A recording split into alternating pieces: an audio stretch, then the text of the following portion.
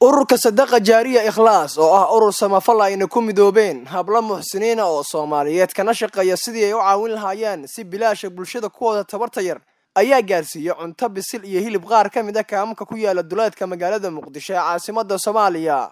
dadka cuntada bisil la gaarsiiyay ayaa waxay ahaayeen qaar ka mid ah haweenka waayeelka ee aan waxba dhalin ee ku jira kaam ku yaala Garisbaalley duleedka Muqdisho. dadka dhibaataysan ee cuntada la gaarsiiyay ayaa wajigooda waxa ka muuqday farxad, waxaana ururka Sadaqa Jaariya Ikhlaas ay maalintii labaad ee ciidda ay ka farxiyeen bulshada kuwooda dhibaataysan.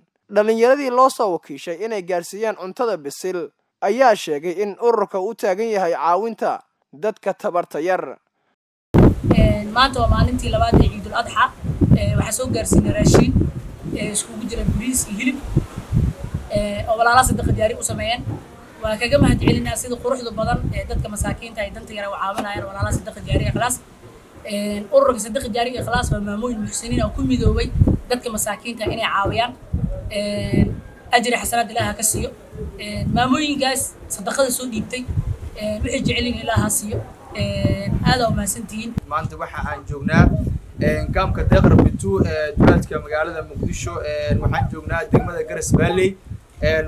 waxaan la joognaa maanta qayb ka mid ah dadka ku nool kaamamka degmada Garisbaalley kuwaas oo aan soo gaarsiinay raashinkii aan ugu talagalnay inay u qaataan ciidsiinta oo aan ugu talagalnay inaan barnaamijkan aan soo gaarsiino ay soo gaarsiiyaan walaalaha Sadaqa Jaariya Ikhlaas kaamka Deeqra Bitu. waxaad arkaysaan dadkan waxay joogaan kaamka Deeqra Bitu. waxaan ugu talagalnay inaan soo gaarsiino raashin gaaraya ilaa iyo 250 qof waxaan soo gaarsiinay raashin. waxaan ugu talagalnay mar walba ururka Sadaqa Jaariya Ikhlaas ay u taagan yihiin inay caawiyaan bulshada Soomaaliyeed meel walba ay joogaan daafaha caalamka.